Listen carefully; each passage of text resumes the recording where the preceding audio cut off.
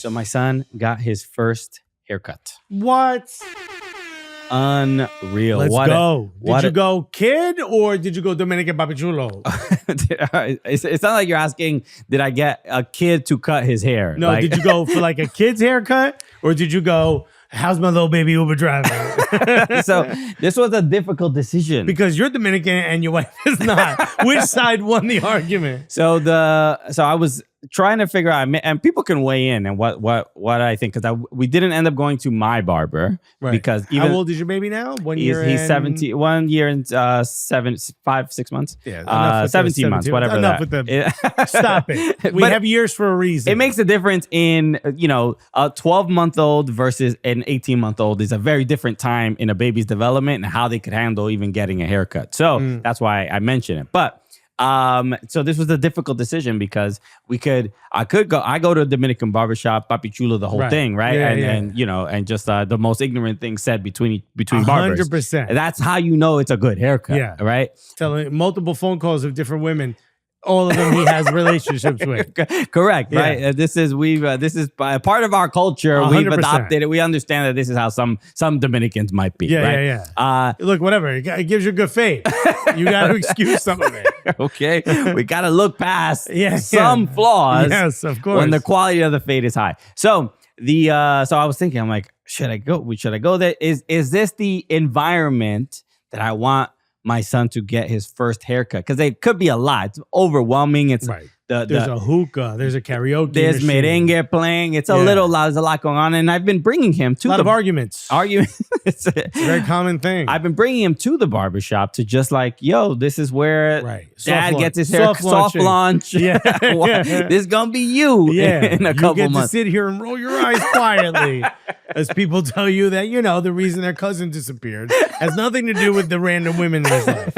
Correct. All right. We just, don't answer the phone. All right. So so I was bringing him there and just like seeing what, it was really the noise of the clippers and the buzzers and everything. It's like you want to watch people get their haircut. They're not crying. Exactly. You shouldn't cry either. And then, so I was asking around as well, asking other dads of like, yo, where did you bring your kid to get their first haircut? How did it work out? And got to give props to the homie Aaron West, because Aaron West came through and he was like, yo, go to my barber. He's a great dude. He's great with kids. And shout out this guy, Zane. His Instagram is @cutbyzane. Great dude. And I'm not here to just give endorsements per se, but this was such a great experience of having what makes a barber good with kids? He just the energy, the vibe was just positive. There was no the patience, but kids again, as soon as the scissors came out and he's just like, what's going on? It's so funny because Mateo is like, as soon as the scissors were close, he did just a very adult, like, yo, hey, what you doing? Why you so close with them shears? You're my too guy? close, man. Yeah. Right? It's just such an instinctive thing that just human beings do, and just to see this little baby just watch a kid be like, oh, he got it. Because we put on the Isa, which is like the Spanish mixed racial, which I've spoken about before. Yes, you've explained this to me. Again, I don't watch these things. Put it on, I know because of and he was watching it, and he's just like enjoying the show, and then all of a sudden, he's like, hey, what's all this about? Why you disrupting my TV time? I'm enjoying my show. Damn. Oh, you got this machine close to my ears? I already think it's weird. I got to sit in this weird chair to get to watch my show. Why are these mirrors around here? But no, man, it was such an awesome experience, and we're looking at a picture of it now. You went a little Dominicano. It's not bad. Mateo, he was, so we got the sides shortened. He was really, really happy with everything. And your wife are big smiles here. Your baby still a little sus about the whole haircut thing. He's like, what's your up? baby's like, I'm not so sure that I'm enjoying this as much as the parents do. No, it was good. It was good. Like, he didn't cry at all. He was like a little, you see the sides are a little bit faded, just a tad. I mean, that was just like 2 or 3 of like putting the machine there. He that was like the biggest challenge, but it was a good introduction to the barbershop and the whole experience. So this was in Montclair. So again, shouts to Montclair. Cut by Zane at Key Cuts. Yeah. I got arrested in Montclair once. You got arrested? Yeah. It's like I heard I kind of rested No, in no. Montclair. I also did that. I also did that. Yeah. Montclair seems like a pretty chill area. I guess they saw like, hey, we can't have this kid out. We can't have this dude out We here. got to cut the riffraff out of here. You know where the big mural rooster is by Church Street? I do not. I don't know It's a Montclair big, that well. it's like a very famous rooster painting. Somebody may have done graffiti on it. Okay. Someone on this show whose name doesn't rhyme with Riston Polanco. I'll let you decide if you can, you crack the case. You figure it out, detective. You solved the caper. Okay. But shout out. That was a really, really cool thing. I mean, obviously, being there for the first haircut and the whole, it's the equivalent of like the bar mitzvah or whatever for non-Jews, I would say, right? Yeah. So it was a big deal. And the fact that I would say the cutting that happens it's a little bit in some different. cultures hurts a little more than the hair cutting. I'll just say. So I have no experience with that. Some of us are anteaters. Feel me? So overall, it was just such a dope experience, and I wanted to give a shout out to Aaron for the recommendation. Bro. And Shouts Zane, to Aaron. That was. I want to give a shout out to my mother-in-law. I don't know if you heard. She's going to the Olympics. You did mention this right before we started recording. The Senior Olympics. Yeah, she's not. Yeah, she's not like that pregnant 75-year-old from this Olympics who was what was she doing? Archery? What was the pregnant woman? I don't know. I must have missed that. There was like a 60-something-year-old woman who decided to go back into it, and like I think she might have gotten a silver medal. All right. And then there was also like a couple pregnant women that were doing stuff, but no, that's regular Olympics. She's going to the Senior Olympics. But imagine at the Senior Olympics and also pregnant. I'm like, wow. Damn, the marvelous science. She still got it in very many facets, not just athletic. But she qualified. She's placed in swimming. It's swimming. So she placed gold in the New Jersey Olympics. Which did you know New Jersey got Olympics? Interesting. I'm picturing the fanfare of the New Jersey Olympics, but must be a little bit different. She placed in first place in the 65, 69, 50 yard back swimming. Okay. I just saw 69 and then I'm like, hey. Well, you can't be a mature adult while reading no, the this. lady still got it. She knows who her daughter married. 100%. It's like the first time she's like, how come every time I say teabag, you laugh? And then I had to explain that to my mother. Gotcha. It's an act between two people who love each other. Okay. Or one with money. How incredible is that, bro? I'm going to Iowa next year for the Senior Olympics. Damn, bro. Iowa. Get the condom room ready for the athletes village. We know Iowa's always popping around this time of year. Iowa, bro. If there's one place where you think to yourself, where would I want to see a couple geriatrics do a swimming competition? Your first thought better be Iowa. Stop playing games with Iowa. All right. They done built this reputation over generations. All right.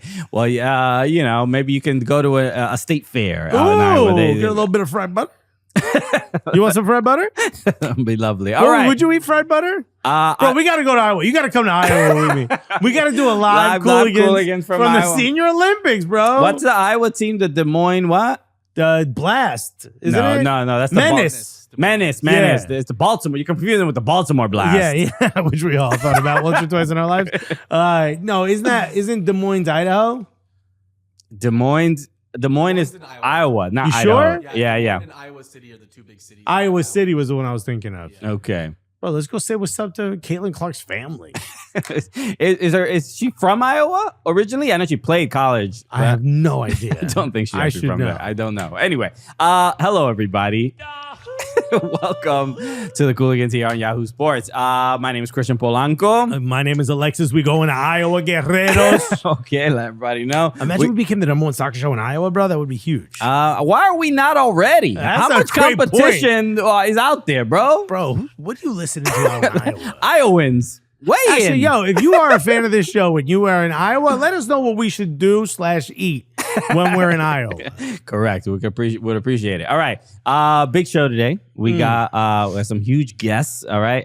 We're going to be talking about amateur soccer, Sunday League with the two of the co-founders of NYC Footy, which is the Sunday League that I play in. Yes. And they're expanding, and now they're going into Miami and a bunch of other areas and stuff like that. And it's just great to see. But we're going to have a very interesting conversation of what the culture of amateur soccer is like. And I think a lot of people will enjoy it. So obviously international break this weekend. Some MLS obviously still was going on, NWSL as well. That's right. Alex Morgan retired. We're going to talk. Yeah, we're going to talk about all that stuff. But let's start with the U.S. men's national team because they played against Canada. I saw Jesse Marsh on the show.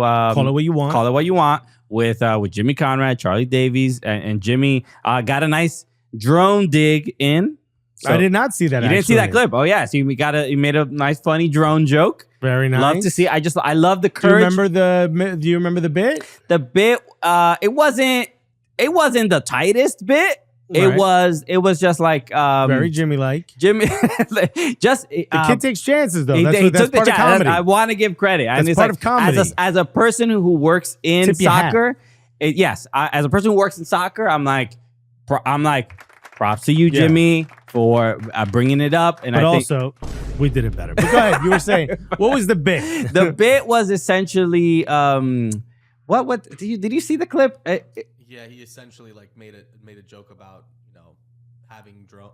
I'm gonna. All right, we'll pull it up. Let's pull it up because this is secondary to U.S. losing. Because this will be more interesting than that. Yeah, the U.S. losing to Canada. Part of me is like, I get it. I get the vitriol that the U.S. is getting right now for good reason. You lost to a team you haven't lost to on American soil since the 50s. Right. The 1950s, when the U.S. didn't even really have a soccer program, which gives you an idea of how long we have been dominant on this here shores. And to lose, especially in the fashion we did, especially against a guy who very clearly and very openly wanted the job and didn't get it. And you could say whether he's bitter about it. You might think he's bitter about it. Some might think he's not. But very clearly, he circled the date on this calendar, of course, and wanted to win this game. He even said on Call It What You Want that he thought the final score would be 2-1. Turns out he was correct. But if we're going to talk about the growth that Canadian soccer has had, which has been huge, you know what I mean? Shouts to Canada soccer over the last few years. They've grown leaps and bounds. I think more importantly, though, is the conversation of is it a plateau or is it a going down? Is it a what's it called when you're not failing, but a valley? Yeah, or a little, maybe not. Yeah, maybe down, it's just not a downfall. A downtrend for U.S. soccer, especially the men's program. Sure. I mean, look, we'll get into the specifics and the details because in general, I just think this was not our best team, and I also think the team was unprepared for this game. So that's I'll get to that. But I want neither one of those things are good. Okay, let's play the clip, and this is Jimmy making fun about the whole drone scandal with Jesse Marsh. But the first time you're sitting there, no, this is not it. Oh no, this is like the specifics. Here it is. Sorry. Here we go. This is Jimmy making the joke. Why is it the show? Because I'm on the hunt for a good drone, and I heard in Canada they specialize in drones. Too soon, Jimmy. So I didn't know if you had one that I should be looking at, or what are your thoughts on drones overall? Yeah, it's really sad. It is. It's really sad. It's been tough. The women's team and everything that went on, that was tough. So, but I've never used drones for training, right? So this is the first time that I've ever used the drone for training. It's a good way to film training and look at things. Things the investigation will come out soon. The report will come out soon, and then I think things will be clear for everybody on what's been going on. So, all right. So good. All right, not necessarily a bit. Brought it up though. But the bit was, I'm looking to buy a drone. Yeah, little bravery. Little bravery. So yeah. I appreciate that. That's also not throwing his friend under the bus, right? And who obviously has this new job, and he's not trying to ruin his reputation or career. And also Jesse Marsh's answering without really answering. He handled it well. He's just like, hey, I don't know what they were doing before I got here. I'm new here. I don't know. Yeah, that's a real shame. But daddy's home, Okay. I think, look, not to punch up, Jimmy, do what you want, but a better bit would have been like, hey, I'm looking for a drone. Do you happen to know a federation that has a bunch secondhand they can't use anymore? Right. Yeah, a little bit, a little tighter. The specifics. On him a little bit more. It's sort of a subtle way around it. Carter just nodded his head. All right, it's not bad. Again, we're just punching up. We're just working out the bit. It takes a couple punch ups before you get to the real meat of it. Okay. You usually don't see the cooks in the kitchen. Yeah. You ain't in writers' rooms. You're not in the back room out there. Bro, nobody wants to see how the sausage is made. Okay. But I respect the bravery. Commend it. I commend it without a sure. doubt. So shout out to Jimmy. But okay. Like I was saying, this game was it just felt like the team was unprepared. Yeah, hit me with your theories. I mean, it's not even a conspiracy theories or anything that would. I just said theory. You had a conspiracy. But this suggests conspiracy. No, this suggests hot take. Okay, I guess we have a different definition of it. But the fact that the team, the mistakes that were made and look that led to goals from Johnny Cardoso, and then also kind of the mistake from Tim Ream, kind of not really knowing what to do with the ball in that moment, and leading to the giveaway. And the main problem is that those two mistakes led to those goals, but there were like 5 other mistakes that could have been goals if Patrick Schulte didn't make huge stops. So this team didn't. I didn't get the sense from the fan base or the players on the field that this game was really, really important. It felt like this is not even from the fans in the stands because there were none. There were barely any. Yeah. So this game was in this was at Children's Mercy Park, right? This is it's usually like a little bit of a cauldron for us, if you will. Yeah, not to use their fan base. And people were kind of saying that the reason there weren't a lot of fans was because college football started this weekend. Or is it the second weekend? It might be the second. I don't know. Where I'm from a place where college football is not a thing. Yeah. And I'm like, I don't understand why this is so important to you. Could you imagine explaining this to like Europeans? Mm-hmm. No. The reason why the national team didn't sell out in the heartland of the country is because a bunch of amateur athletes that are 18 to 20 are running around. Exactly. And that's more important. So it didn't feel like this was, especially because we're in this coaching purgatory sort of thing. Mm-hmm. I didn't get the sense that everybody really cared about this game and this result. And I agree, but didn't we also have the conversation that we thought like players would, that especially on the fringe or on the brink of maybe, and I think some of them did actually, but we thought players would show up and show out knowing if the Pochettino thing is true, it could happen any minute, as we've been hearing for the last 2 weeks. I swear your dad's coming home, Alexis. Just right there with the baseball glove. As we've been hearing, if it's going to happen soon, you would assume Pochettino was watching this and looking at it as a chance to assess the players, or at least watching with a much more keen eye than he's watched U.S. men's national team before. That said, I don't think many players showed up with that mentality.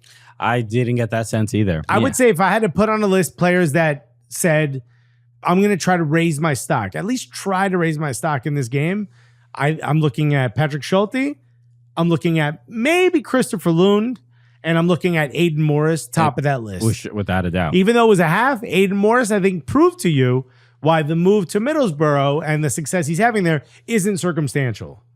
That even outside of some of the opportunities he's had in the past with the men's national team, which weren't always great, he's proved to you that he's more than what you thought he was. I don't know if that means he's necessarily the starter. I think there's more needs to be seen. But for the most part, it's like, yo, we got something here with this kid. I agree. Yeah, it's this weirdly felt like a January camp type of window. Yeah, even though Pulisic was there. Yeah, so it's we're clearly in a transitional phase, and I think this is sort of the feeling. I saw there were comments from the manager for Spain, De La Fuente, about players. People suggesting like this window should be used to, especially after big tournaments, the Euro, Copa America and stuff, like this window should be to kind of rest some players. But it depends on the country, right? Like some CONMEBOL is playing World Cup qualifiers. Yeah. Nations League is In happening in Europe, UEFA. Yeah. So there's like whether you rate the Nations League or not, they're competitive games. It's for something. Exactly. So Italians are quite happy about what happened with France. What a golazo, by the way. No, that was incredible. So this felt like for CONCACAF clearly it was a friendly, but I'm just saying it didn't. They didn't really feel like many stakes, and specifically for the U.S., we're sort of in a different place compared to Canada. I mean, I think the bigger picture questions about like, is Canada, are they above us and whatever? I think overall, the confidence that Copa America gave them, they got to the semifinal. Mm-hmm. That I think is just it's tremendous, and like they had the best Copa America they could have had, and we had the worst Copa America we could have had. Pretty much. And we're still in that rut. We're not out of it. They have a permanent manager that they believe in, and you see the comments from Jesse Marsh are a little bit. I don't it's know very much how you like me now. It is that, but I respect the that. comment. He's always like, I would rather be managing Canada what else over is he the gonna US. say? I know what else he's gonna say, but it's like, was he gonna be like, yo, I wish they would have picked me. Now I'm stuck in Canada. You can't say that. But I guess because there's no way he is. But also, if the seething in a way. If the rumor's true that the players were like, he's not the guy for us. Yeah, which is like, a rumor that's completely unsubstantiated. Uh-huh. But if the players were like, nah, anyone with that guy.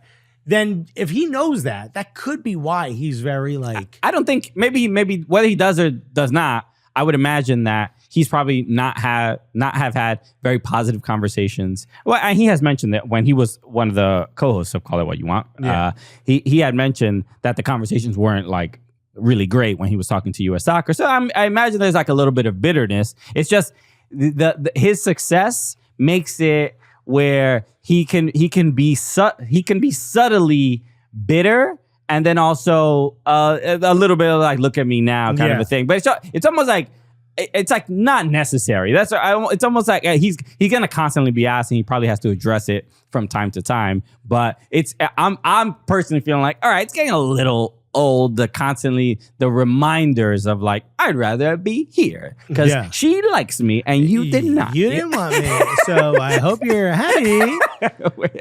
Take this 2-1 prediction right to your face. I do love that he said he was going to sing the Canadian national anthem, but not the American national anthem. Oh, did you hear that? Oh, which makes sense. But also when he... if you paying us, we singing your national anthem.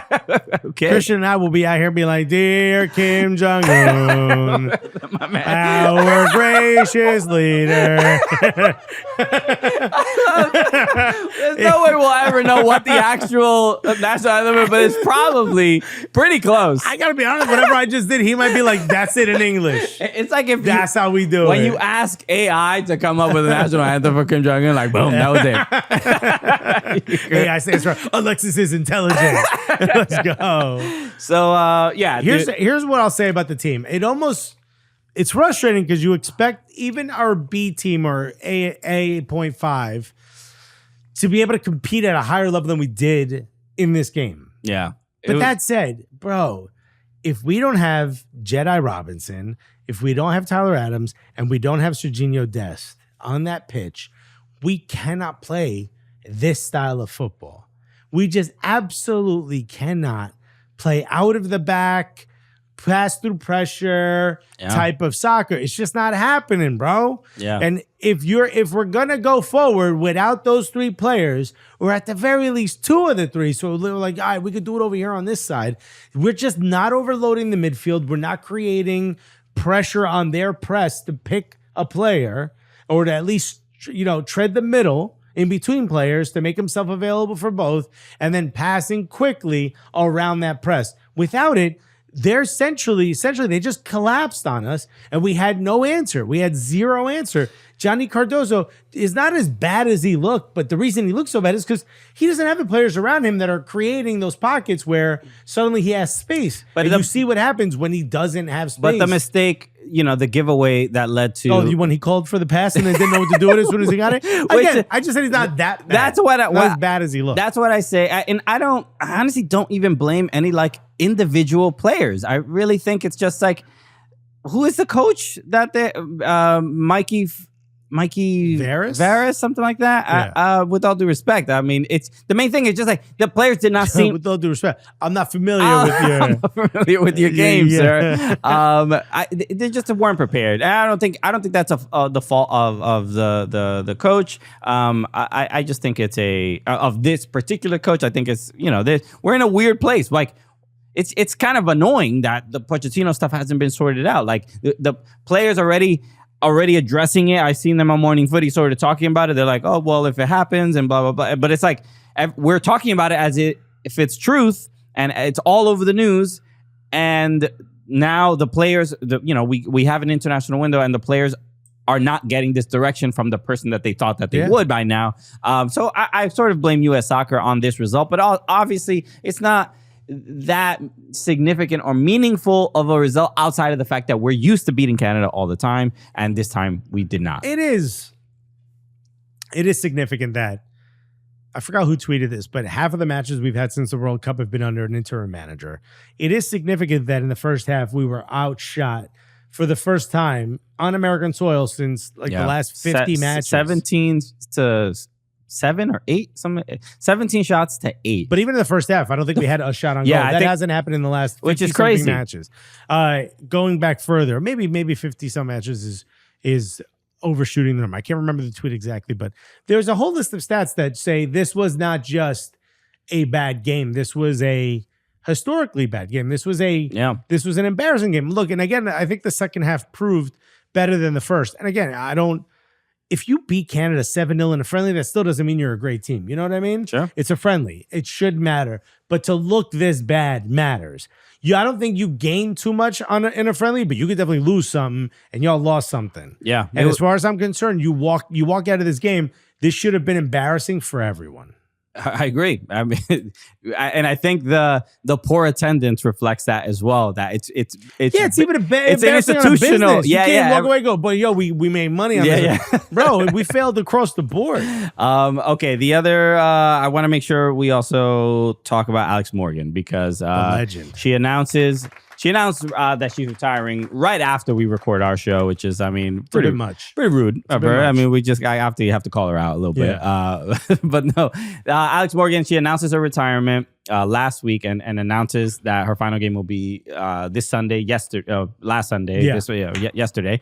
So played 13 minutes, let her walk out on the 13th minute. Missed the penalty in those 13 minutes. Missed the penalty, which is, I kind of want to talk about that because it's not great. Not great, but huge opportunity to end. What does Jamie Carragher always say? Like, leave the football before the football leaves you. It's the first thing I thought about when she missed the penalty. I'm like, damn.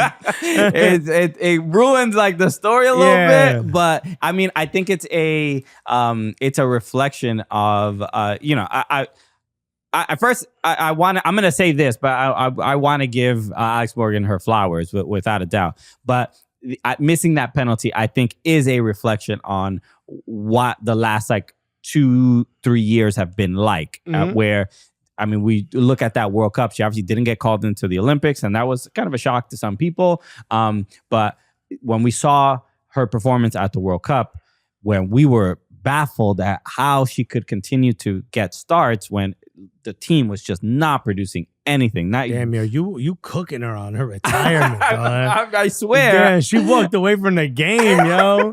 The body's still warm, G. I'm just saying, it's like I just want to keep it. I keep the same energy, at all times, because it's like I'm not. We keep it a buck on this show. Keep it a buck, keep it a bean. Yes. We do it all. But back then we were doing daily episodes during that Women's World Cup, and we talked about it. We were like, "Yo, this is kind of wild. How is she still getting starts?" And obviously, I remember Christian like, "Yo, she better retire. Better retire right now." Damn, bro, pull up the clips. Find them. I said we got receipts.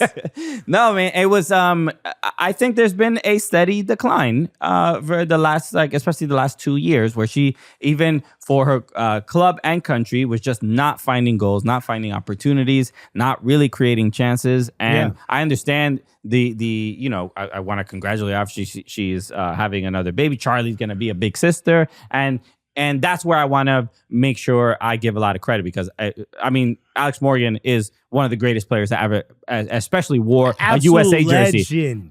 I was looking through. Weirdly enough, I was looking through her Wikipedia. She has more goals for her country than she does for the clubs that she's played for. Yeah, that makes a lot of sense, actually. Yeah, which is kind of wild. She played at United too for a while. Or Tottenham. She played for Tottenham, which is a obviously real shame. Only blemish on her career. It's a real shame. So that's when I said, I think she's unserious. As soon as I was like, as soon as I saw Tottenham, I was like, yo, you need to retire. So literally one of the greatest U.S. soccer players ever produced. I mean, her story is incredible and remarkable, and watching different I saw clips of documentaries that she's done, and the family support. Her husband, Servando Carrasco, who played for LA Galaxy, just a beautiful family, and without a doubt, she has brought American soccer and global football, especially for women, forward without a doubt. She carried that torch for a while. Sure, and a lot of people are not fully aware because she's maybe not as like vocal as maybe some of the other players that are maybe more activist per se, like the Rapinos of the world that are a little bit more contentious and kind of clap back at people. But Alex Morgan behind the scenes is as far as fighting for equal pay with U.S. soccer, the supporting and defending Mana Shim and Sinead Farley with everything that was going on in Portland. Lisa Carlin actually made a really good point, which I completely forgot, which was she was asking about safety for the players. Yeah. And someone handed her the NWSL safety book. And there was 8 pages, and it talked about the pitch. It talked about the management. It talked about like so many different things. Not one thing did it reference player safety. Okay. And she fought to get that in the new CB, the new collective bargaining agreement, the new CBA. So little things like that where you're like, oh, she put that league on her shoulders. Sure. At one point. Maybe not on the pitch specifically having these like big, super, incredible seasons, but she, for the most part, made sure that the league was in a better place when she left it than when she first got there. And that's something that I think you have to absolutely tip your cap to her. 100%, 100%. As much as you hate her, I mean, you have to. And obviously, you have your Tottenham issues. So, we all got our. As much as we collectively dislike Alex Morgan, we have to give her a flop. We got to give her props. Sometimes you love those you hate. Okay, it's like family. You can't choose a different Alex Morgan. This is the Alex Morgan we got. She chose Tottenham, and it broke all of our hearts. No, but that's kind of the main thing, man. Watching her final game, and the outpouring of love, man. Outpouring of love. She has the ladies on Ion who all wore the pink headband. Oh, okay, yeah. She gave a speech after the game. You just see the main thing, all the photos of like the Sophia Smith photo of her with was it with Alex Morgan? I think that was Rapinoe. It could have been both even. But the Maria Sanchez one with Maria Sanchez with the braces, and she's got a photo with Alex Morgan. And there's so many current players that are like, you are the reason I became a professional and stuff like that. So and then her teammate Melanie Barcenas, the very young player on the Wave, has like it's just so weird because it's like photos from like 3-4 years ago of her, like this tiny girl, and she has the photos with her Alex Morgan jersey going to games and stuff like that, and like stuff like that is like super super cool, and you can see the level of impact that she's had, and everybody's talking about all the players. I saw Trinity Rodman talk about her as well, and inspired a generation of soccer players and podcasters alike and everybody. So it's just an awesome thing to see, and excited about the future because I know she mentioned she's not interested in coaching, but she says she's going to definitely be involved in women's sports in some capacity. Maybe. Media, who knows? We got to get her on the show. We'll see. Welcome anytime. Don't wear that Tottenham jersey. That's You're about to get cooked. I constantly ask you about the missed penalty on your last match. We just invited to disrespect her for no reason. For 40 minutes. No reason. But let's get to our convo with Tarek and G. Tarek Partew and Gerado Cueva, who run NYC Footy, one of the biggest, huge, like adult soccer leagues, and possibly coming to your city. And this is an important conversation for the growth of the sport in this country. Not everyone is a pro or a comedian with a podcast. So here it is. It's our convo with the guys from NYC Footy. All right, we're talking to, these are friends that you see a lot more often than I do. And the absolute homies. It went from just signing up to I'm like, in 2014, I was like, I just want to play some soccer. I remember you said to get me, a little bit of exercise. You said, hey, why don't we start a team of all comedians playing soccer? And I said, okay, you and who else? Okay. Because I heard exercise. So I said, no, I'm not involved. So there was an improviser. His name was James Coker. Is James Coker. I'm not speaking about him posthumously. But he invited me. He's like, yo, there's a bunch of improvisers and a couple comedians that are playing. Do you want to play on this soccer team? And I was like, happy to do that, even though I have next to no soccer ability. Right. And I went from not knowing literally how to kick a soccer ball around or really do anything. You just knew the rules of the sport. So I went from that to just playing in TST a couple months ago. And this league is a huge reason of why that happened. So I'm absolutely excited to chat with the dear friends, Tarek, Partew, and Gerado Cueva, also known as G. What's up, guys? Thank you, What's guys. up, fellas? I just learned your government for the first time. I didn't. Is everybody going to hear that one? You sound like a guy on a horse who invented tequila. We got to bleep it. Gerado Cueva, bro. So I look, it's hard. I played in the league for a long time. It's difficult to figure out where to sort of begin because look, I don't say this lightly. I think NYC Footy has changed my life in very, very positive ways and introduced me to a community that I thought I would. There's a billion, so many people I would have never met, I would never befriended. But we should just start with the pleasantries and proper intros of how NYC Footy began and why did it all start? It's a fun story. Well, thanks for having us here. It's about time. No problem. Long overdue. All right. And thanks for being that's the end of that episode. I mean, at least you're using your time wisely. So back in soccer for me actually wasn't, I didn't really like it. I played it in high school, quit senior year, didn't really love it. Soccer's like, if you think about it, practice is the worst, just running laps. I like baseball. That was great. For me, that was the great sport. But when I came to the city, I moved back to the city after college. A buddy of mine from college said, hey, do you want to join this rec league I'm in? Which I didn't even know that was a thing. And I said, yeah, sure. What? He said, soccer league. I said, fine. I'll give it a shot. Joined a rec league. It might have been like an asphalt green league or something on the Upper East Side. It was a long 2000. It would have been 2006, something like that. 2006, yeah. Early 20s, I guess. Yeah. And joined this free agent team with him and G. Tell your part, but similar story. I had never kicked a soccer ball and I had never played any soccer. When I got to the city, I moved here in 2006. I didn't know a single person. I had one friend, a colleague from the job that I was working at, that he was on the soccer team and he was like, you're Mexican, you play soccer. I hurt my back, you want to take my spot. Right. Stereotypes. Yeah. You're qualified. Right. You're Mexican. Outside of a Home Depot, he's like, give him a try. You want to come play in this league? I had never played ever before. I didn't know anyone, big city, lonely, I didn't know anybody. I joined that team. Tarek was on that team. Joe Franchina, our other co-founder, was on that team. And a bunch of friends that to this day, it was like my first group of friends that I made that outside of my work, and it was like this whole community like you're talking about that a whole new world for me. I was all dedicated to work. And then I met all these groups of people on that team. There was like entrepreneurs, there was lawyers, there was like a guy that works at the TSA, all these random people that you would never think of like just hanging out with and being close with. And all of a sudden those became all my closest friends. So for me, it was a really big part of just like who I became in New York. Well, what New York was to me, but started to build around like that soccer team. And that spirit is what we brought into NYC Footy. And we're hoping that we're creating for that for other people, just like a community outside of like all your grind, your regular stuff, and somewhere where you can kind of hang out and have fun and meet people. How'd you get from that team to create a league? Yeah. Well, I've driven a car a couple times. I said, we should start a factory. So thing was bringing good vibes to our lives, but we eventually we thought, this can be leveled up. The experience can be leveled up. Yeah. I think there was numerous recreational leagues in the city. We had bounced around with a few. We were in Zog at one point. I I don't know, we played in, who knows, Urban. a few, but we ended, where we were when we started footy was a league called Urban Soccer, run by a fellow named Jamie Choi, who is genuinely like one of the loveliest people on earth. Originated short-sided soccer in the city and like out of Chinatown in the 90s. You know, it's kind of on street soccer. That's where it began. So this guy's super OG.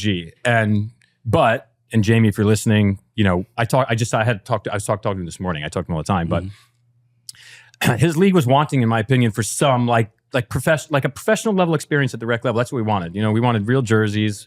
At the time, we thought we could track people's stats. I was in my early 20s. You know, all those ego metrics were important to me back then. So I was like, oh, let's track stats. We'll have a beautiful website. We'll have nice jerseys. Let's go get some local sponsors to be on the jerseys. Let's give your average Joe rec player the professional experience. You know, that was the idea for it. But the vision wasn't for it to turn into what it turned into. We just wanted to play in that league. Yeah. So we scrambled around and got a permit in Brooklyn. Joe, I think, pulled that off, if I'm not mistaken. Bushwick in the Park, 2011, summer of 2011. We had been playing with the same teams in Lower East Side and Urban for forever. And so we asked all of them, hey, we got this permit. You want to come over here? It's going to be great. We got real jerseys. They all said yeah. They all said yes. None of them showed up. You bought the grill before you invited people to the barbecue. That's exactly what happened. Yeah. You're like, damn. I'll make similar mistakes throughout my life. Part of what we were playing in that last league, there was, you know, some miscommunications with us. I think like one time we thought we made the playoffs.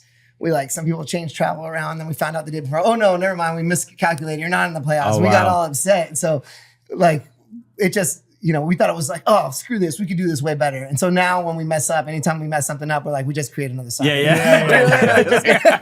We made a new competitor for us today. So it was that. It was definitely us thinking like, oh, we could do this way better. We can brand it better. We can have a better website. We could do all this. And we do that. I think we like set ourselves up to a different standard, but you know, we don't always get it right.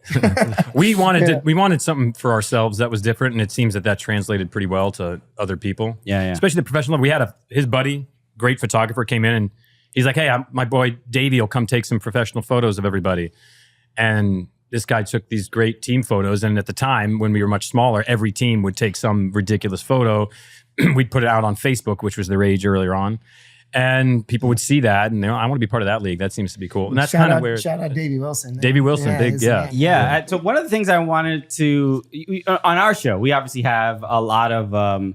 we have players on the show. We have these legendary figures and stuff like that. Yep. And I think one of the aspects that's why we're here. Yeah. Of the legendary figures, but amateur sort of soccer, rec league soccer, which is a huge part of the base of people who play in this country, is I think slightly overlooked and totally really overlooked. You know, getting to know you guys and getting to hear sort of the stories about how difficult it is to run a league like this and permits are a big issue, right? And you have to renew them and there's politics involved. Yeah, there's a lot of politics so involved, so I want to hear about that a little bit. Especially like, remember when we did Gov Cup? Yeah. Me and you were on the ferry, like, how the hell did they pull this pull? I think you figured all this out. Who do they know? You gotta take a boat? It's crazy. From almost as like running a business and running how many members have you had go through like registrants go through NYC Footy? Because the last time you told me the number was very, very high. It's just over 40,000, I think. Okay. Yeah. So I mean this is this is a constituents to some degree, right? You have like a real effort politically. Right. Sure. That's a good point. Yeah, absolutely. Dude, you should like a lobby, like a union. Yeah, Every we got NYC Footy has to vote the same. I didn't bring a notepad with me, but these are great Check under the ideas. table for some envelopes, and that's what we decided to vote for. What have you learned as like business owners and working with New York City in sort of this aspect in trying to grow the league and getting more permits and making soccer a more popular and viable thing for players in the city? We'll both touch on this. We both have different levels, I think, of passion on this particular topic. This is an area that has been, created a lot of ongoing anxiety throughout the growth of this league. I think, for a while, I always lived in fear that we're not going to be able to continue to bring this to this growing community or the demand that is growing in this city to fulfill with recreational soccer, because there's this platform that we sit on top of, which is for the most part, this public parks permit. And up until recently, the narrative is very, it's very youth focused, as it should be. Youth is top priority, and we're actually the bottom priority for permits. So there's loads of people that, if we all applied for the same slot, would get it before we would. So that's just, we have to agree to that, and it kind of makes sense. It's youth first, and then adult. Right. Dominican Day Parade always gets Bro, it first. You can't even. Well, there's the cartels that they come in a little bit. They have different rules, So but it your works. soccer league, does it have hookah? No? Yeah, no. DR Prey gets it again. But yeah, long and short, I mean, I want to be able to cut to this in a way that is useful for folks. But in general, it's actually a pretty divisive topic because, some youth doesn't pay for permits. Adults pay for permits. Well, look, a lot of people, if you don't pay for permits, if you don't use it, who cares? You didn't pay for it kind of thing. So the Parks Department works their asses off to try to overcome these challenges. And they have heard us over the years in a period where I was certain they were not going to hear us. I think they were going to be like, take from these guys, just take from these guys, they got a lot, without thinking about the impact that has on thousands of New Yorkers that have basically changed their means of socialization or of physical activity towards a rec soccer or rec adult program. Sure. And then all of a sudden, sorry, adult sports is getting deranked here for whatever reason, because what ends up happening if you level is a father or mother will be out, want to go play a little soccer with their kid, and they can't because there's adults playing the field. And they call their local council member, and they're like, this is BS. This is a public park. It should not be made available to for-profit entities. That's like the negative narrative. But the reality is nobody in this city, I think organization in this city better utilizes at these hours field space than NYC Footy. I mean, maximum use of these field space. Just so we can get across, not everyone listening to the show lives in New York City. How many available parks are there to be able to play footy on that have like pitches on them? Across all the boroughs, maybe like 100. Yeah, but then how many of those have like lights in them? So that it's Five fall or have winter, lights. Yeah. there's none. Right. So in the summer, there's a bunch of different places you can go. But come fall, winter, it's like there's very limited. Like this fall, we see about a 40% reduction in availability because sunset. And most fields in New York don't have lights. So that's one thing we've been fighting for. Work. Well, when you get out of work in the winter, it's dark. There's very few people play after work in the winter. It's like all goes to Saturday and Sunday leagues because of the, and there's just very few fields with lights. So that's one of the areas that the city's been listening to us on is, I want to frame this the right way, but there's a little bit of a youth adult kind of thing going on here. All of that goes away if you light fields. Because youth doesn't want to play past 7 o'clock. They just don't. And adults, they'll pour in there 7, 8 o'clock, doesn't matter. Sure. Right. So the city, as far as we're concerned, that's where they need to look, is how do we get lights up in fields that won't be disruptive to the community, but that'll free up this permit time that I think would make it, for what it's worth, as large as NYC Footy is and some of these other rec leagues are, it's still not keeping up with the demand. There's still so many people sitting on the sidelines this fall because they just couldn't get into a league. Yeah. Or there's not any available field, accessible to them. No question. I mean, I remember when, my first year or two at NYC Footy, it was like, oh, you want to get a team in? Like, the registration opens. I'll get 3 there. months. Yeah. Week 2, like we'll get there. And now it's it like is a Supreme drop. No, Brooklyn Bridge couple of Park, the fields where is, you play is like it goes out in like 2 minutes. Minutes, yeah. So every time. Now 50 teams, 2 minutes, done. Yeah. Exactly. It's And then cool. I remember you guys started doing like, teams that were in the league prior, like if you get an earlier a better opportunity to get back in the league. It's become a without a doubt like just a hot sort of ticket. And I want to credit you guys because and we'll talk about Miami in a second. Yeah, whenever you want. But the culture of NYC Footy, I played in a couple other leagues, not too many, but there's something to playing, and one of the first teams I remember playing against was a group of Warby Parker employees. Yeah. And there was just something to it. It was just such a specific and silly sort of thing.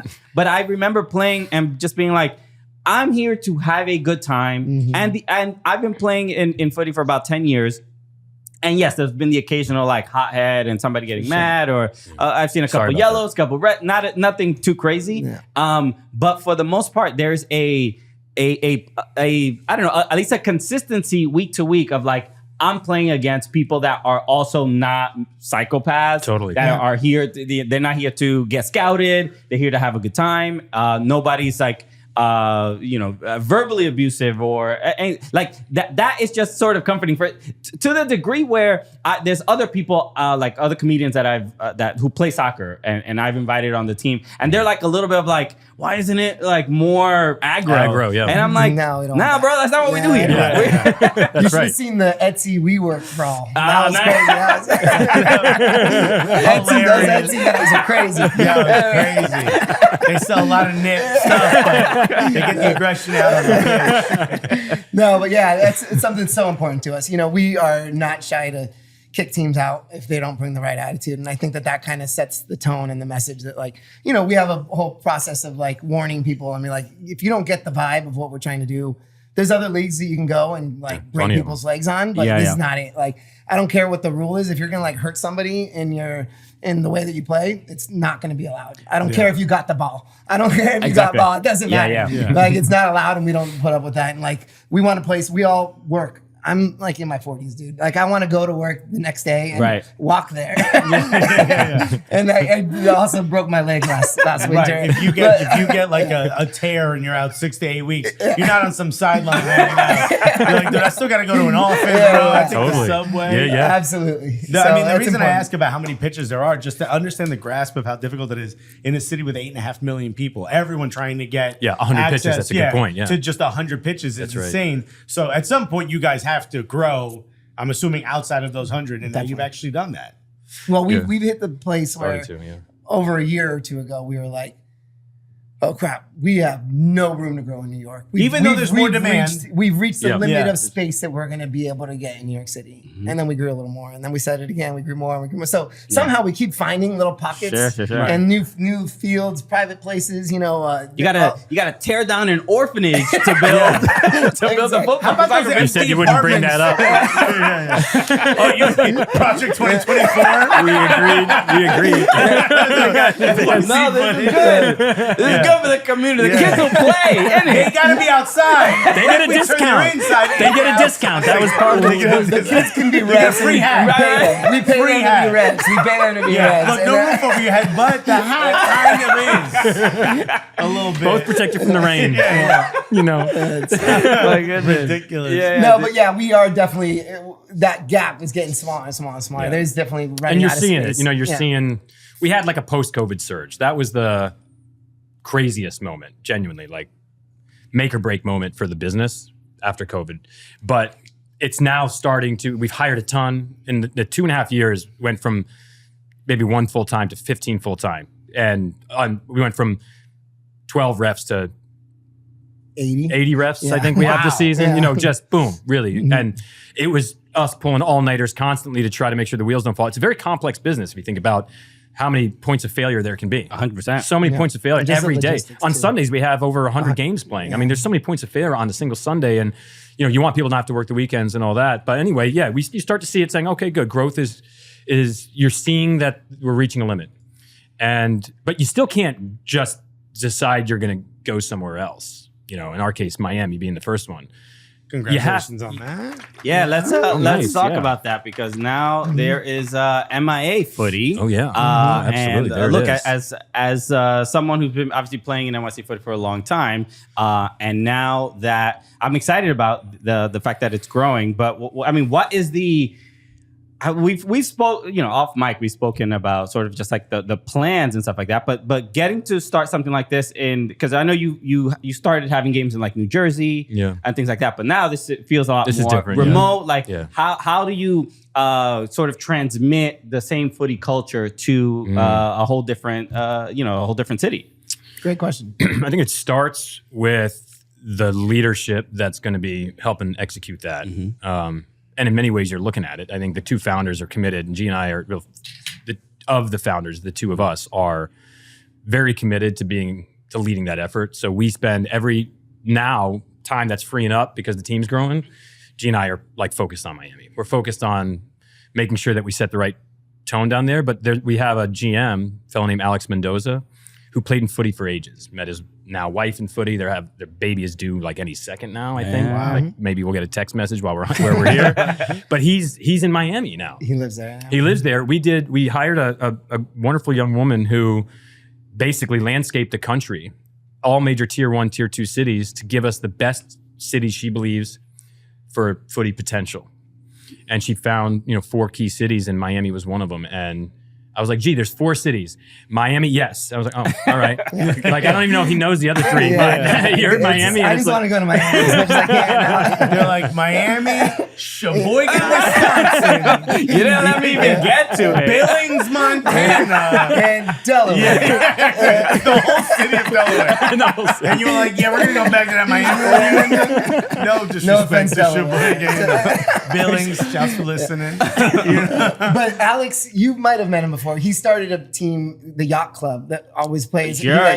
Wait, were those the our jerks? rivals? Our Yeah. rivals. They were Yeah. the jerks. They had like a cheer every time they They had scored. a cheer. Everybody knows They- about Yacht. I mean, Yacht Club is gonna listen to this. They're under new Yeah. management. They're under They're new the- management. but they used to have like a they used to get in a circle and do like a whole chant before. Yeah. And this is like we're like, I just play Warby Parker. What is this about? What are you guys doing? I remember this? you did 2 matches. I went to the first one. They're like, well, that was a fun kickabout. Then all of a sudden, this team came out and they did the Yaka because it's Yacht Club. And I was like, who is this team? They have like their The Yaka, dude, I love that. They're gonna love that. They're gonna steal that. They're gonna steal that. They're like a 1980s sports film, like the villain team. They are. That's who they. You can't ski They on were, our I should mountain. say. They were, and More like they were, yeah. They had their own, they had custom jerseys Yeah, at the time, and it was just like, okay, what's They all always this took the about? most elaborate team photo. Yeah. When we beat them the first time, I was like, let's go. Well, go. they created that persona where everyone wanted to smash them. Right. Yeah. They were like a team of Mourinho's. Basically. It's like to What understand is how that, everyone Globo hated Gym Couple or of them. whatever? Yeah. Dodgeball, No. is that? Yeah. They're under new management now, though. They are. No, They're- but so Alex has been with us forever. Yeah. He played in our leagues forever. He turned Yacht Club into a team that was like in 4 different divisions. He was Yeah. here for years, so he knows NYC Footy. And so having someone that's like in it and been in it, and like T said, met his wife in it, and like it's such a big part of his life too. And it's good to have. We got a guy. Sure, Yeah, we got a guy, yeah. What are some But of the that's part of it, lessons yeah. you learned early on running NYC Footy that you know not to repeat? What are some of the mistakes not to repeat with MIA Footy? Did we make any mistakes? Well, He's like, don't come on this podcast. Mistake number 1. I mean, there's things that we did early that were like, when we first started and we had like, oh, there's 8 teams that said they're going to come and join us for our first permit. And we went and got the permit and they're like, oh, it's like 45 minutes earlier than we thought. We're not coming. And then no teams came and we're like, we can't count on anyone like saying they're going to be there and do it. We have to actually go out and like promote this thing and find new people for it and make it happen. Like nothing's going to be easy and we're probably going to have to do all the work for it. There was also other moments where I remember really early, because it was me and T and Joe a lot for the first 5-6 years, just us doing everything. I'm driving a van with goals. I'm building them. We bought these elaborate metal goals that we had a metal manufacturer make for us because we thought we were gonna No, they were great, but they were awful to construct and take down. And we were in rainstorms, freezing rain, trying to do these metal latches with our hands falling off, and we'll never do that again. I don't do that. That shit. sounds atrocious. Yeah, it was really. Yeah, I think that's probably a good point. Is we probably indexed on what we thought was super important, like really solid metal goals. Yeah. Nobody cared. No one cared. That was one of the early things. It's like people don't love the super flimsy ones. So we've found a way to find, meet in the middle. And now that we have more resources, we actually buy and donate really nice goals to certain parks so that, anyone can use them, but certainly for us. Yeah, I think that's one of the big ones. I'd say one mistake that I would say we could have made, it's tough to say mistake, but is we're always mixed. We don't have men's leagues. We don't have women's leagues. And I think had we done that, that might be something we would say here. And that, when you cite the culture of the league, that is foundational to the culture of the league, is that every single division you register for, it's a mix. Right. There's gender mix. So that plays a big role in bringing the aggro down a bit for whatever it's worth, but it levels up the reason people join. For a lot of people, it's social first. It's not competitive first because they're going to meet a whole new group of folks. Most of my injuries are when I played in men's leagues, honestly. That's my reality. I So will that's say, as key to someone who that. doesn't obviously partake in the league, but I live near Brooklyn Bridge Park, so I'm constantly at this place called Floyd's. Oh, yeah. Where a lot of teams will go there. It's a bar, Yeah. and I get to be surrounded by a bunch of sweaty people, all flirting with each other. It's a constant right. array. But like a lot of teams, right. like if they just played each other, they'll go to this bar and then they'll have conversations about like, oh, you scored a good goal, blah blah. So the social part of it is huge. Totally, and I think for a lot of folks that are listening who maybe can't partake in NYC Footy, they don't live in New York, or maybe you don't live in Miami where you can't partake in Miami Footy. A conversation like this is important because we talk about the growth of the sport in this country. That's what this podcast is for. A lot of the times we're talking about pro. We're talking about youth. What about all of those folks that play the sport that don't have access to the sport? That's right. Yeah. To play. You guys have done that. You've done that for 40,000 people. That's our mission. And that's massively commendable. Our mission is to make soccer available to everybody. That is a big focus for us, for sure. That's huge. And part of it is, don't want to give away any trade secrets here, but it's beginner leagues.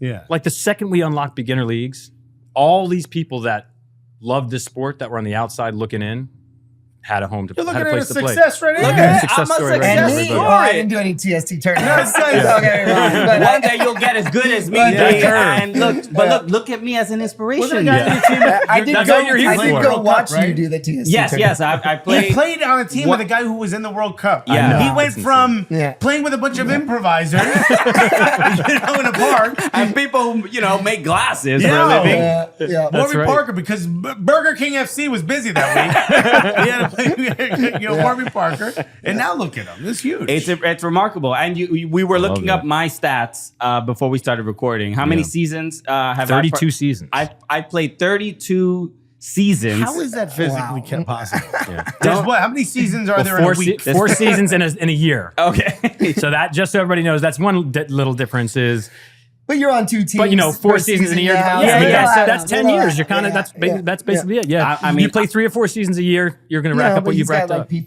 Yeah. You're playing in 2 this season. I'm playing into this season. So it adds up. So I mean, look, it is adds a up, yeah. like I was saying before, it's like the growth of just my ability, and it has been remarkable. But again, the social aspect, the holiday parties you guys throw. I get invited to those. Alexis crushes at those. That's so important to us. Like it's I'm more there? than that you're there is so important to us.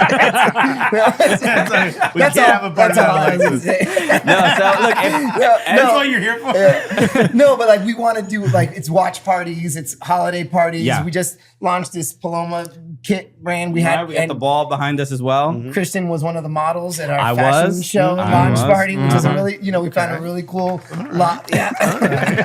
A cool loft in Dumbo. We brought in some booze. We brought in a DJ, and we have these cool events where you're hanging out with these people that you're playing against, and that also brings that aggression level down. These people.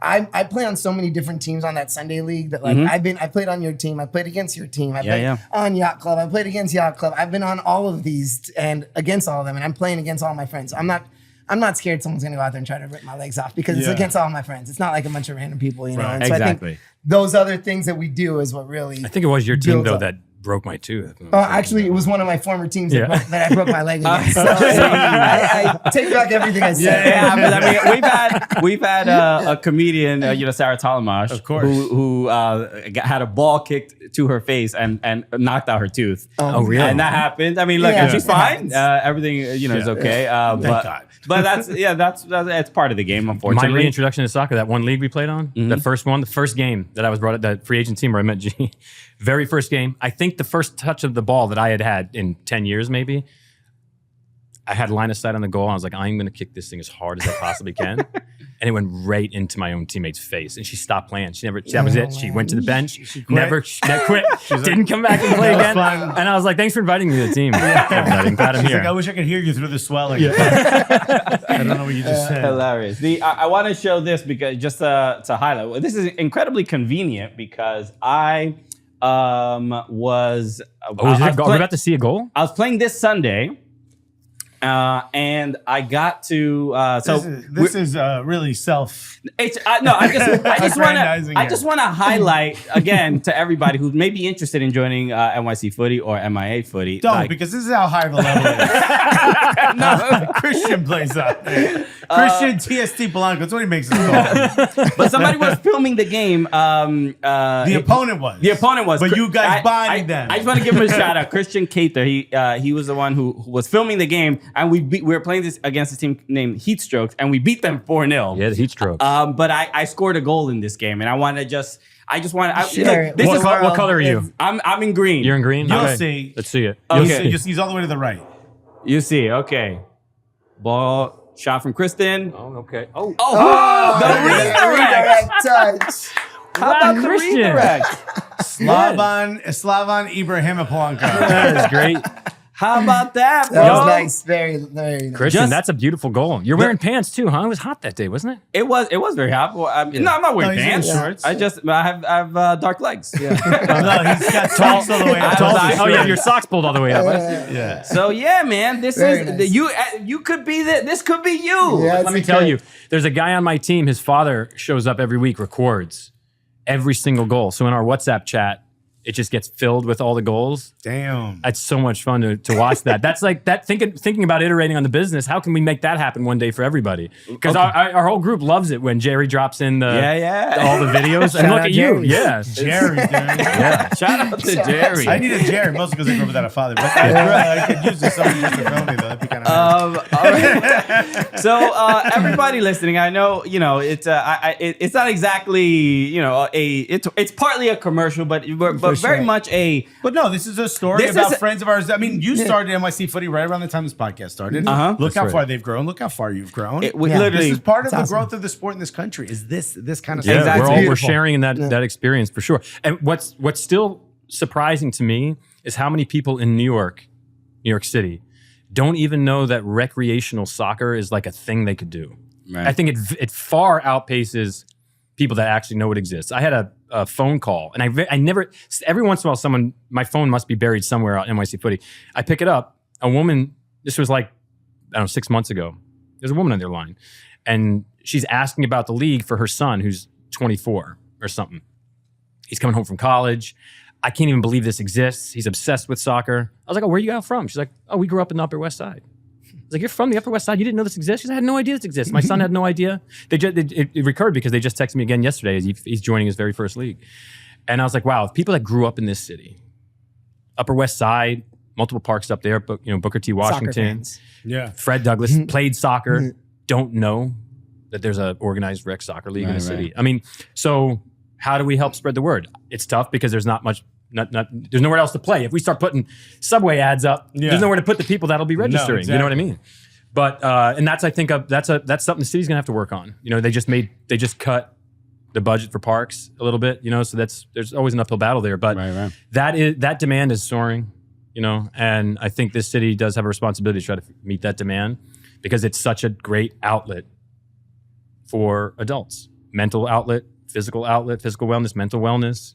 As you mentioned earlier, if you think, where could you possibly engage a group of people weekly in terms of like strengthening relationships weekly of people that work in God knows how many different industries?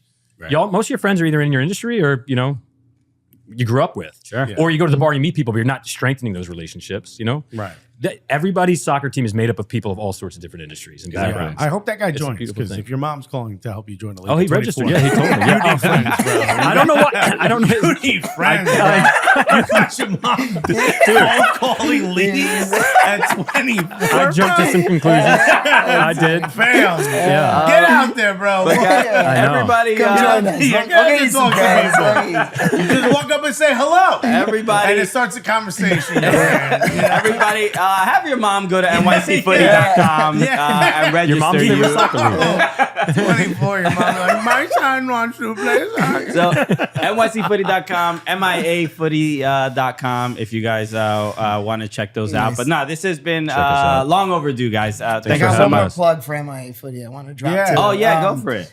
This is early probably because this is still just like an idea of mine that I want to do, but I want to do it every. You've been to our Gov Cup tournament. Yeah. I think you've been to our Footy Fest tournament that we do upstate. Yes, every year. I've been gone there. once. Well, I want to introduce the Miami tournament in the middle of February when it's the middle of winter. We get a bunch of people from New York to go down to Miami. Hey! We go MIA Footy and Let's NYC go. Footy, and You we put do it out a- there. Hey, winter time tournament down there. Now we're Let's go. talking. Let's go. So this is my Footy's You just put it on the Cooligans podcast. Now it's got to It's happen. official. If it's on the show, it has to happen. Bro, I'm gonna be kicking about in my bikini. Yeah, man. South Beach Polanco, man. Here Let's he comes. go. Yeah. All right. Nice. No, that would be dope. Yeah. And Footy Fest is another thing that's really, really cool. Yeah. And again, anybody who's not familiar with the league, just go to the it website, out. look up just on Instagram as well. So many cool things outside of simply just playing the game and showing up to the field and playing the game. Yeah, It's I remember really you guys were doing like training in the mornings, right? You were doing like those Tuesday trainings. Like they do a lot. They do a lot if you're a soccer fan. It's an unbelievable community. And I think it's just you guys highlight something that I think when I started watching soccer, I didn't really realize. Similar to this kid where he's like, oh, I didn't know that there was a soccer in the city. But not only is there soccer in the city, but there's a huge community of people from so many diverse backgrounds that bring their own style and unique perspective of the game to it. And Love NYC Footy and you guys really, really capture that in one place. And yeah, it's been just an awesome experience. And I can't play. Keep playing, man. Keep putting ears in those legs. That's man. it, bro. You see the goals that are coming. You keep getting better, man. Don't stop now. You're peaking. Okay, the fans, they don't want me to stop. Okay, it's gonna be a Look dark. out, Indochino FC. It's gonna be a dark day when Christian hangs up those boots. Tell me about it. Tell me about it. Bro, it's gonna be Lil Mateo saying, "Dad, stop." You're embarrassing me. You're gonna be saying, "Mateo, can you call and see if there's a lead?" I'm too scared to do it myself. So go follow NYC Footy official on Instagram. Tarek G, thank you so much for joining us, guys. Thanks, Alexis, Christian. We love you guys. Appreciate it. Thank you.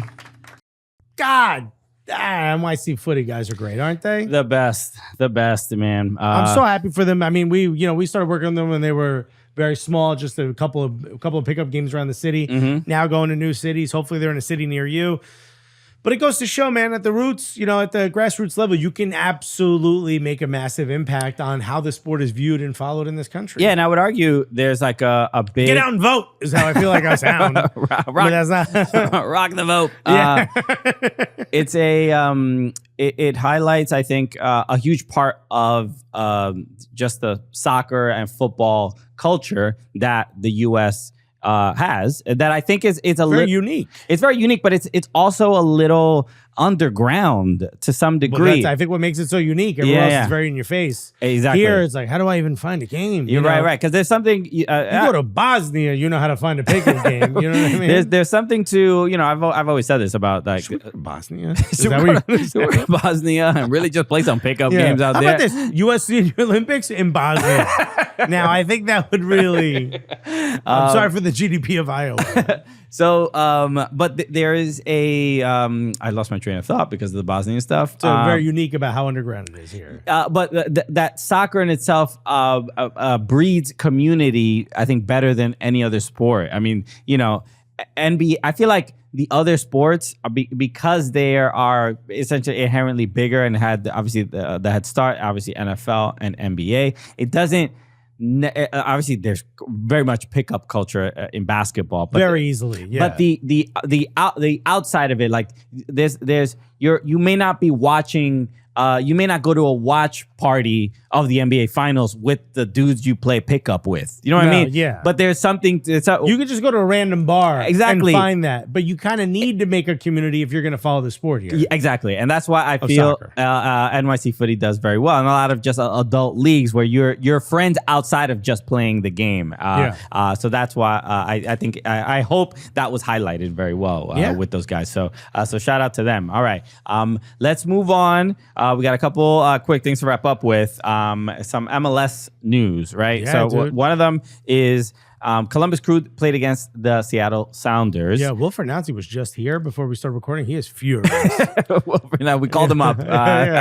No, so it's an interesting scenario. So if we're not aware of this game, so Columbus is hosting Seattle. They have their fourth goalkeeper of their roster playing in this game because 2 of them got called up, and then the other one I think was injured. Yeah. So, obviously Schulte, who we just spoke about, the other goalkeeper, Honduras, Guatemala, that he played for Leagues Cup.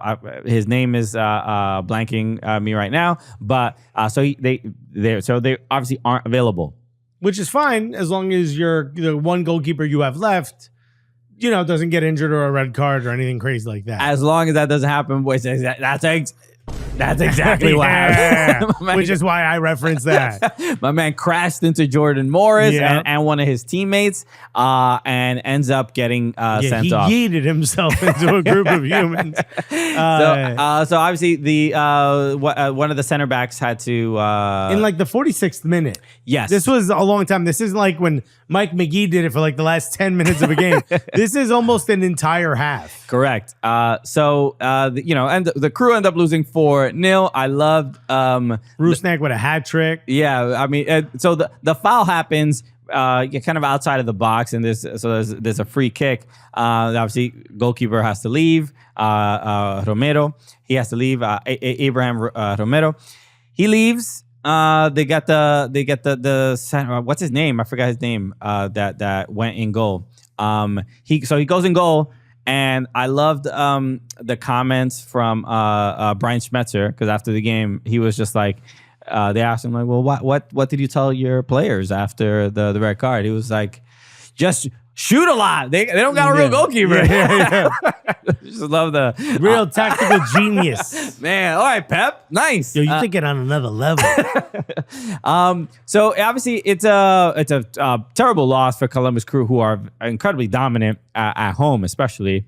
And so really the main thing was after this game, because the comments from the question becomes like, why didn't you just call one up from your second team? Exactly. And right, why didn't you call one up for the second team? And they were not allowed to. So this is so Wilfried Nancy pointed this out. I saw Tom Boger, a lot of other journalists reporting about this as well. And just to give some context, so essentially MLS is very aware that this is like an issue that they have to prep for, because did you know that they only have so many call-ups? After that, they have to give them an $80,000 contract.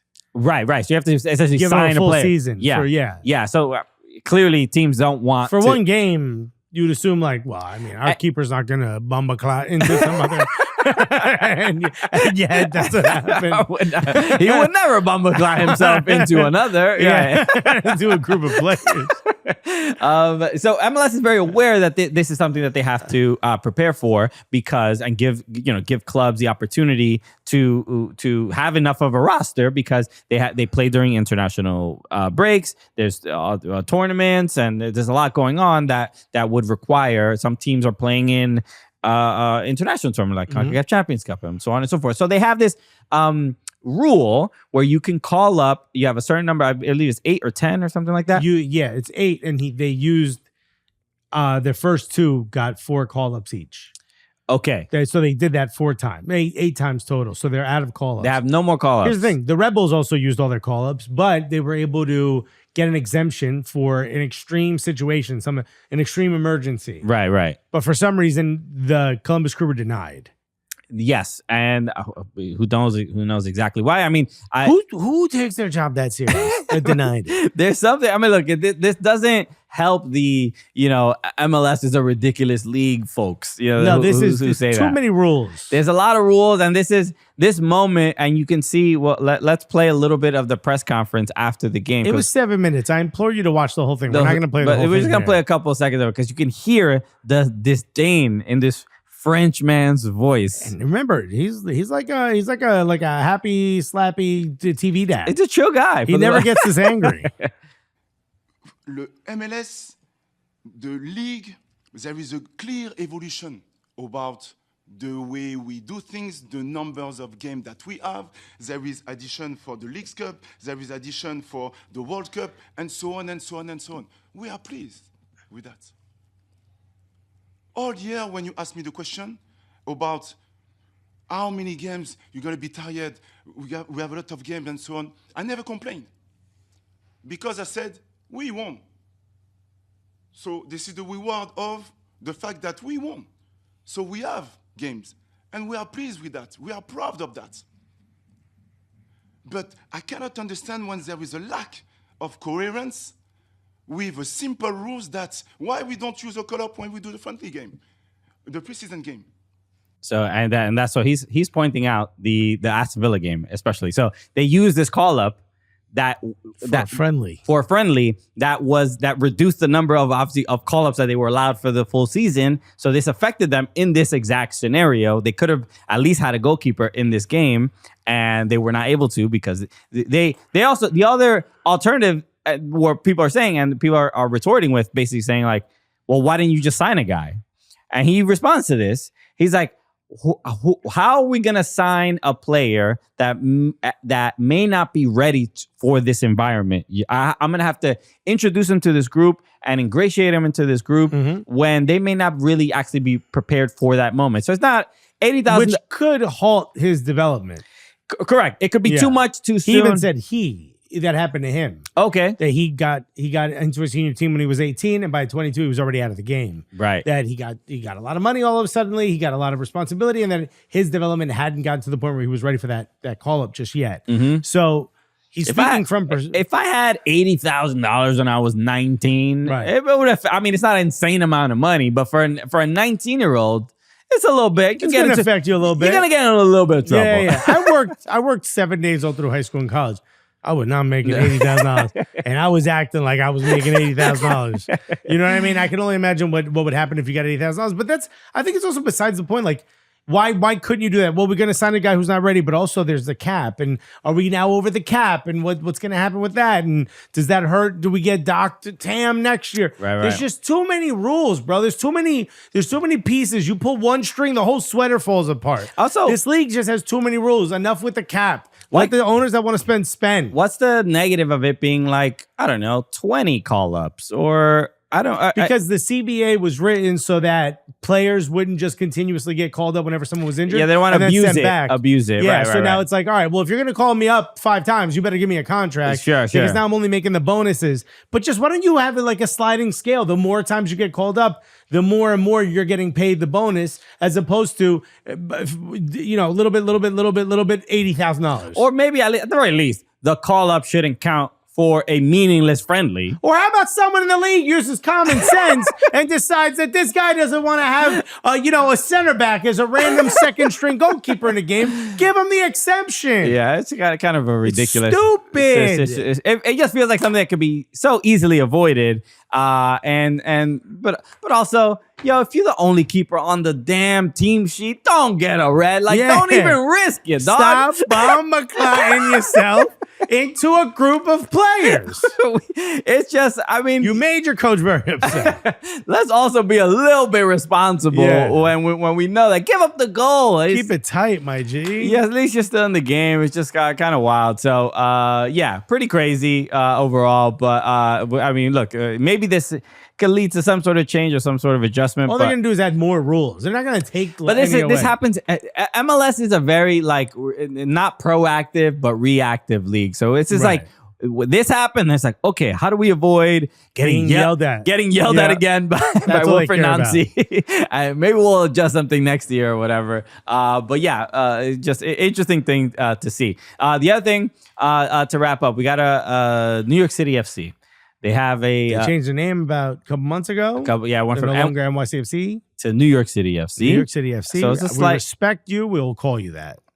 But also, there is a new logo for the club. Is it the one I designed with the pizza slice in the middle of it? They did not. Sadly, they did not go with that. Damn. No respect. So we're looking at the original logo, which we've all seen since 2015. Obviously, we've always said that Cooligans would not exist without this club starting here in New York City. And there's a new logo. And let's take a look at the transition right here. We're watching the video, and it's just cleaner. It's tighter, much cleaner, less empty space, easier to read. You see it there. Easier to read, easier I think easier to distinguish the NYC that's in the logo. And then again, that that empty space. Also, the color is different. It's a little darker in the center as opposed to the lighter blue. Yeah. And this is not in my opinion, this shouldn't shake you to the core. There seems to be a lot of anger amongst the fans about this. But if you change anything even slightly, people are gonna be like, all right. I mean, some of them did get this tattoo, so I can understand why you're upset. Right. So you got to update that bad boy. But this is overall cleaner. This feels like a better rebrand than when PSG did a similar rebrand. Remember, they had the little bassinet underneath the Eiffel Tower. And it said Paris Saint-Germain. Oh, yeah, it's just like a little subtle difference. All of a sudden, just made it more digital. You know what I mean? It's a little cleaner. This feels like a better version of that. Yeah. I'm New York City and football club are much bigger now. Everything's easier to read. Exactly. And that's kind of the fonts are thick. I mean, look, this is especially for an audio listener. Yeah. You're like, all right, I can't see it. So why you guys are going into too much detail? Everything just got a little thicker. You know what I mean? It went from Christian to Alexis. Okay. They said, hey, this thicker and simpler. The NYCFC is New York City FC is in the thick era. Okay. Yeah. Right. They're like, nah, I'm not interested in this Ozempic we don't need it, bro. We don't need what I it. look like Ice Spice? I don't need it. We're Cleopatra fans right now, bro. We picked a side, folks. Okay. Look, overall, why couldn't you just let it go to the steakhouse? Overall, this is. Do you know what those little tides or whatever those things are? The little. What are they? Stop signs, octagons? What are these? These are pentagons. Pentagons. Do you know what those little pentagons represent? No, I don't. Do you remember way back in the day the tokens for the subway? Oh, yes. That was cut out of the middle of it. Ah, cool? That's right. Love that. Yeah. Okay, so it still has its heart, its identity on the. It is a more beautiful logo than the previous one. So I mean, this is all. I mean, when you say it's more beautiful, this is like if your partner gets some plastic surgery and you're like, yo, you are more you are more beautiful now. Oh, like, all right, it's slow about down, bro. damn time. Isn't that what they want to hear if they get plastic surgery? That's a good question. Anybody, if you ain't going through all that to not look more beautiful. If you've gotten plastic surgery, do you want to be called more First beautiful? Of all, send us before and after to prove you did it. And two, we will determine if you're more beautiful. And we'll let you ladies know, or fellas, if you're more beautiful. Exactly. So no, I'm